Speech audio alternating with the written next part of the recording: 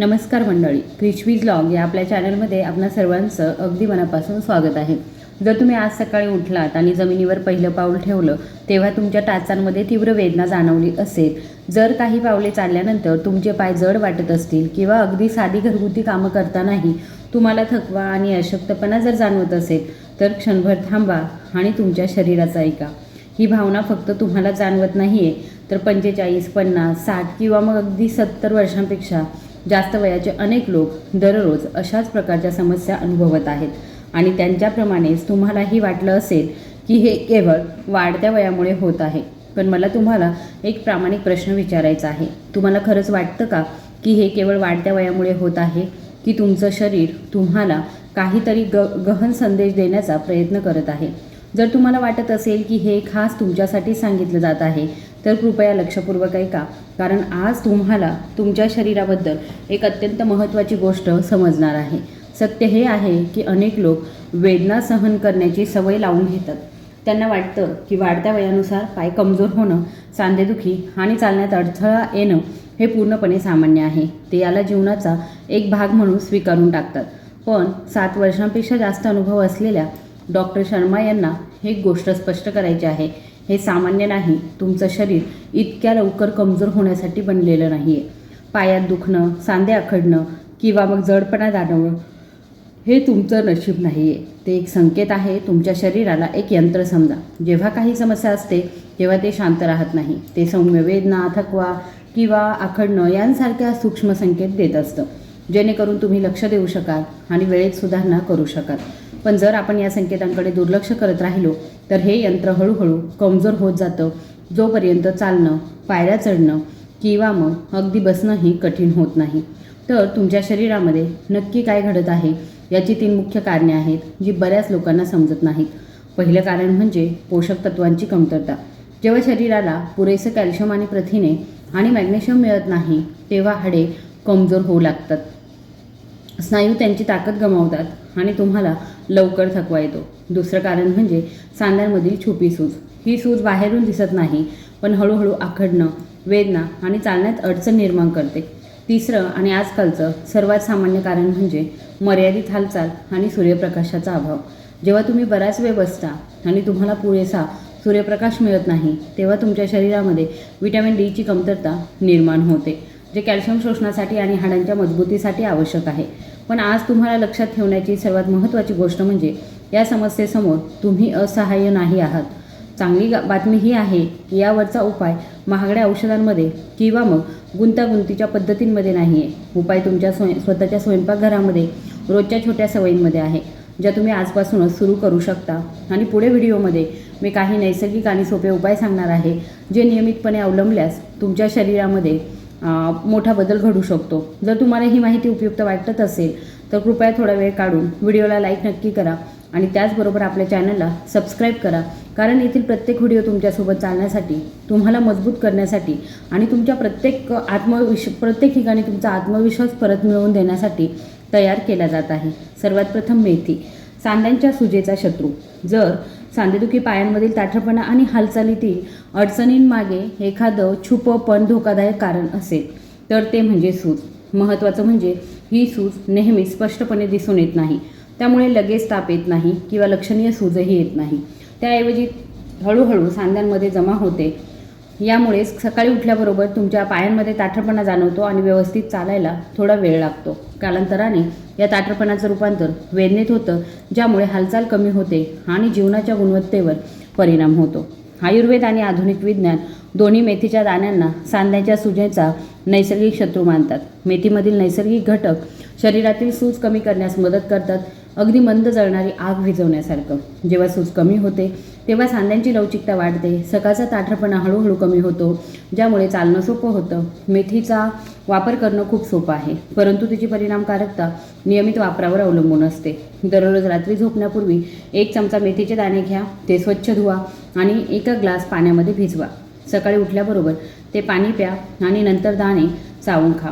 जर तुम्ही ही सवय नियमितपणे लावली तर तुम्हाला लवकरच फरक जाणवेल. तथापि जर तुम्ही मधुमेह किंवा रक्तदाबाची औषधे घेत असाल तर सुरुवात करण्यापूर्वी डॉक्टरांचा सल्ला नक्की घ्या, कारण मेथीचा रक्तातील साखर आणि रक्तदाबावरती परिणाम होऊ शकतो. योग्य प्रकारे आणि योग्य प्रमाणामध्ये वापरल्यास हा एक साधा पण अत्यंत प्रभावी नैसर्गिक उपाय आहे, जो तुम्ही नक्कीच वापरून पहा. बदाम हे स्नायू आणि हाडांसाठी नैसर्गिक ऊर्जा स्रोत आहेत. एकदा का तुम्ही तुमच्या शरीरातील सूज कमी करायला सुरुवात केली की पुढची तितकीच महत्त्वाची पायरी म्हणजे स्नायू आणि हाडांना खऱ्या अर्थाने मजबूत करण्यासाठी त्यांना योग्य पोषण आणि ऊर्जा पुरवणं. इथेच बदाम एक साधा पण अनेकदा दुर्लक्षित केला जाणारा सुकामेवा एक महत्त्वाची भूमिका बजावतो. लोकांना अनेकदा वाटतं की बदाम फक्त मेंदूसाठी चांगले असतात, पण खरं तर ते स्नायू आणि हाडांसाठी पोषक तत्वांचा एक उत्कृष्ट स्रोत देखील आहेत. प्रत्येक लहान बदामामध्ये प्रोटीन असतात जे स्नायूंना मजबूत करतात, निरोगी चरबी असते जी स्थिर ऊर्जा प्रदान करते आणि मॅग्नेशियम असतं जे स्नायूंच्या योग्य कार्यासाठी आवश्यक असलेले खनिज आहे. जेव्हा तुमच्या शरीराला ही पोषक तत्वे मिळतात तेव्हा तुम्हाला फरक जाणवेल. उभं राहण्याची स्थिरता सुधारते, चालणं अधिक संतुलित होतं आणि थकवा कमी होतो. विशेषतः जर तुम्हाला तुमच्या पायांमध्ये वारंवार अशक्तपणा जाणवत असेल, थोड्याशा चालण्यानंतर थकवा येत असेल किंवा जास्त वेळ उभं राहणं कठीण वाटत असेल तर बदाम रोजच्या ऊर्जेचा एक नैसर्गिक स्रोत असू शकतात. ते केवळ थकवाच कमी करत नाही तर शरीराची स्थिरता देखील वाढवतात, ज्यामुळे तुम्हाला प्रत्येक पावलावर अधिक आत्मविश्वास वाटतो. बदाम खाण्याची योग्य पद्धत देखील तितकीच महत्त्वाची आहे. दररोज रात्री झोपण्यापूर्वी 5 ते 6 बदाम पाण्यामध्ये भिजवा. सकाळी उठल्यावरती त्याची बाहेरील साल काढून ते खा. यामुळे पोषक तत्वे अधिक चांगल्या प्रकारे शोषली जातात आणि पचनावरील ताणही कमी होतं. तथापि त्याचं अतिसेवन करणं उचित नाही. दररोज मर्यादित प्रमाणामध्ये बदाम खाणं पुरेसं आहे. योग्य आणि संतुलित प्रमाणामध्ये सेवन केल्यास बदाम तुमचं शरीर आतून मजबूत करण्यासाठी एक महत्त्वपूर्ण मदत करू शकतात. आता तीळ दुधापेक्षाही अधिक प्रभावी नैसर्गिक कॅल्शियम. एकदा स्नायूंचं पोषण झालं की पुढचा टप्पा म्हणजे शरीराचा पाया म्हणजे हाडे मजबूत करणं. जर हाडे कमकुवत असतील तर स्नायू कितीही मजबूत असले तरीसुद्धा उभं राहताना किंवा चालताना तुम्हाला स्थिरता जाणवणार नाही. अशावेळी आयुर्वेदामध्ये तीळ म्हणून ओळखले जाणारे तीळ एक असं महत्त्वाचं नैसर्गिक अन्न म्हणून समोर येतं ज्याकडे तुम्ही दुर्लक्ष करू नये. फार कमी लोकांना हे माहीत आहे की आपल्या शरीरातील सुमारे 99% कॅल्शियम हाडांमध्येच आढळतं. जेव्हा शरीराला पुरेसे कॅल्शियम मिळत नाही तेव्हा हाडे हळूहळू कमकुवत होतात, पोकळ आणि सहज खराब होणारी बनत असतात. यामुळेच वाढत्या वयानुसार अनेक लोकांना सांधेदुखी, रात्री येणारे पेटके आणि पायांमध्ये अशक्तपणा जाणवतो. तीळ हे कॅल्शियमचा एक समृद्ध नैसर्गिक स्रोत आहे आणि त्यात मॅग्नेशियम आणि झिंक सारखी खनिजे देखील असतात, जी हाडांची घनता वाढवण्यास आणि सांधे मजबूत करण्यास मदत करतात. जेव्हा तुम्ही तिळाचं योग्य प्रमाणामध्ये सेवन करता तेव्हा ते केवळ तुमची हाडेच मजबूत करत नाही तर रात्री येणारे पेटके कमी करतं आणि चालताना पायांमधील अशक्तपणा हळूहळू कमी करतं. ज्यांना जास्त वेळ उभं राहताना किंवा पायऱ्या चढताना तोल जाण्याचा त्रास होतो त्यांच्यासाठी तूप विशेषतः महत्त्वाचं आहे. तीळ वापरण्यास खूप सोपे आहेत. दररोज 1 चमचा हलके भाजलेले तीळ घ्या आणि ते पूर्णपणे चावून खा, जेणेकरून तुमचं शरीर ते अधिक चांगल्या प्रकारे शोषून घेऊ शकेल. चव आणि फायदे वाढवण्यासाठी तुम्ही ते थोड्या गुळासोबतही खाऊ शकता, जसे भारतात पारंपरिकरित्या केले जातात. तथापि हे लक्षात ठेवणं महत्त्वाचं आहे की तिळाचा उष्णता देणारा प्रभाव असतो, त्यामुळे त्याचं अतिसेवन करू नये. योग्य प्रमाणामध्ये आणि नियमितपणे सेवन केल्यास तीळ तुमच्या शरीरासाठी कॅल्शियमचा नैसर्गिक स्रोत बनू शकतात, ज्यामुळे तुमचं प्रत्येक पाऊल मजबूत आणि स्थिर होतं. हळदीचं दूध एक नैसर्गिक वेदनाशामक आहे. एकदा तुमच्या हाडांना पुरेसे कॅल्शियम मिळून ती मजबूत झाली की पुढची महत्त्वाची पायरी म्हणजे तुम्हाला दररोज त्रास देणारी सततची वेदना कमी करणं. विशेषतः रात्री किंवा हवामानातील बदलांदरम्यान एक सोपा पण प्रभावी उपाय आहे जो भारतात वर्षानुवर्षे वापरला जात आहे, ते म्हणजे हळदीचं दूध. हळदीमध्ये कर्क्युमिन नावाचा एक महत्त्वाचा घटक असतो जो सूज कमी करण्यास आणि सांधेदुखी आतून शांत करण्यास मदत करतो.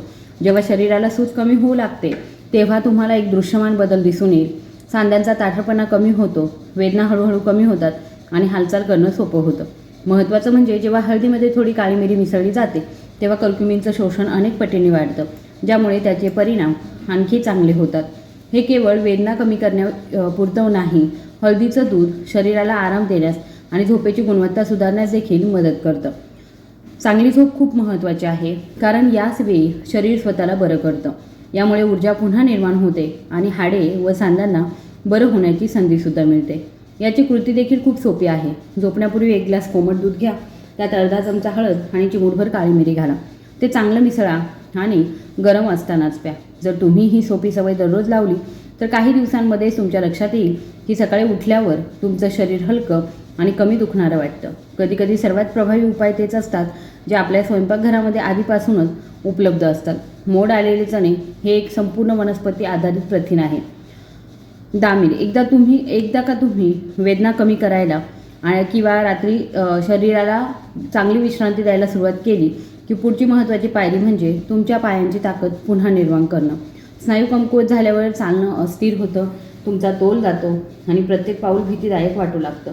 अशावेळी मोड आलेले चणे आणि त्यांचं खरं मूल्य स्थिर करतात. आपलं शरीर एका इमारतीसारखं आहे आणि स्नायू हे तिचे खांब आहेत जे आपल्याला उभं राहण्यासाठी आणि चालण्यासाठी आधार देतात. जेव्हा स्नायू कमकुवत होतात तेव्हा लहान हालचालीसुद्धा अवघड वाटू लागतात. याचं मुख्य कारण आहे हे प्रथिनांच्या कमतरतेमुळे होतं.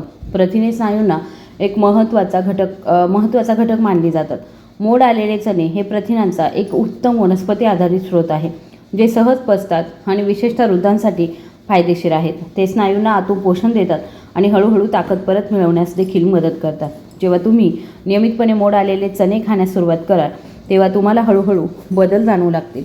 पायांमधील अशक्तपणा कमी होईल, चालणं अधिक स्थिर आणि सोपं वाटेल आणि तुमच्या शरीराची सहनशक्ती वाढेल. यामुळे तुमची दैनंदिन कामे तर सोपी होतीलच, पण प्रत्येक पावलावर तुमचा आत्मविश्वासही वाढेल. मोड आलेले चणे तयार करणं देखील खूप सोपं आहे. चणे रात्रभर पाण्यामध्ये भिजवून ठेवा, नंतर त्यांना मोड येऊ द्या आणि सहज पचनासाठी हलके वाफवून घ्या. तुम्ही ते थोडंसं लिंबू आणि मीठ घालून हलक्या सॅलडच्या स्वरूपातही खाऊ शकता, जे चविष्ट आणि पौष्टिक दोन्ही आहेत. तथापि कच्चे चणे खाणं पूर्णपणे टाळा, कारण त्यामुळे गॅस किंवा पचनाच्या समस्या उद्भवू शकतात, विशेषतः वृद्धांमध्ये. योग्य प्रकारे तयार करून आणि नियमितपणे सेवन केल्यास मोड आलेले चणे ताकदीचा नैसर्गिक स्रोत बनतात, जे तुमचे पाय मजबूत आणि स्थिर राखण्यास मदत करतात. तुमच्या स्नायूंना आणि हाडांना पोषण देणाऱ्या या सर्व पदार्थांसोबतच तुमच्या दैनंदिन सवयीही तितक्याच महत्त्वाच्या आहेत. दररोज फक्त 15 ते 20 मिनिटे हलकं चालल्यानेही तुमचे स्नायू सक्रिय होतात, रक्ताभिसरण सुधारतं आणि सांधे लवचिक होतात. या व्यतिरिक्त सकाळच्या सूर्यप्रकाशामध्ये राहिल्याने शरीरामध्ये व्हिटॅमिन डी तयार होण्यास मदत होते, ज्यामुळे कॅल्शियम हाडांमध्ये अधिक चांगल्या प्रकारे शोषलं जातं. झोपेतून उठल्यावर हलके स्ट्रेचिंग केल्याने सांध्यांचा जाठरपणा कमी होतो. या व्यतिरिक्त तुम्ही केळी खाऊ शकता, ज्यामुळे पेटके कमी होतात. मनुका रक्ताची गुणवत्ता सुधारतात आणि बीट रक्तातील ऑक्सिजन वाढवण्यास मदत करतात. जर तुम्ही दररोज हे छोटे बदल अंगीकारले तर तुम्हाला तुमच्या शरीरामध्ये सकारात्मक बदल दिसून येतील. लक्षात ठेवण्यासारखी सर्वात महत्त्वाची गोष्ट म्हणजे वेदना ही वयाचं लक्षण नाही. वेदना हा तुमच्या शरीराकडून मिळणारा एक संकेत आहे की कशाची तरी कमतरता आहे. मग ते पोषण असो, शारीरिक हालचाल असो किंवा दोन्ही. बरेच लोक केवळ वेदना लवकर कमी करण्यावर लक्ष केंद्रित करतात, पण ते विसरतात की वेदना हे केवळ लक्षण आहे. जसे घराला आग लागल्यावर अलार्म बंद करून ती विझवण्याचा प्रयत्न न केल्यास समस्या सुटत नाही, अगदी तसंच. त्याचप्रमाणे केवळ वेदनाशामक औषधांवर अवलंबून राहिल्याने तात्पुरता आराम मिळू शकतो, परंतु त्यामुळे मूळ कारणावरती उपाय होत नाही. आपल्या 7 वर्षांपेक्षा जास्त अनुभवामध्ये डॉक्टर शर्मा यांनी 50, 60 आणि 70 वर्षाच्या अनेक लोकांवर उपचार केले आहेत आणि त्यांना एक समान गोष्ट आढळून आली आहे. त्यांच्या समस्या वयामुळे नव्हत्या, तर आवश्यक पोषण आणि दैनंदिन क्रियांच्या अभावामुळे होत्या. जेव्हा या घटकांवर उपाय केले गेले तेव्हा त्यांच्या शरीरामध्ये दृश्यमान बदल दिसू लागले. म्हणून डॉक्टरांचा विश्वास आहे की जर मानवी शरीराला योग्य पोषण आणि काळजी मिळाली तर ते स्वतःला बरं करू शकतं. त्यामुळे गुंतागुंतीच्या किंवा महागड्या उपायांची वाट पाहण्याची गरज नाही. आजच लहान पावले जे आहे ते उचलायला सुरुवात करा. 2 ते 4 आठवडे नियमितपणे या दिनचर्येचं पालन करा आणि आपल्या शरीरातील बदलांचा अनुभव घ्या. तुम्हाला हा व्हिडिओ जर उपयुक्त वाटला असेल तर आताच आपल्या चॅनलला सबस्क्राईब करा. त्याचबरोबर बेल आयकॉन प्रेस करा, जेणेकरून मी जेव्हा पण असे माहितीपूर्ण व्हिडिओ बनवेल त्याचं नोटिफिकेशन तुम्हाला लगेच येईल आणि तुम्ही ते व्हिडिओ लगेचच बघू शकता. धन्यवाद.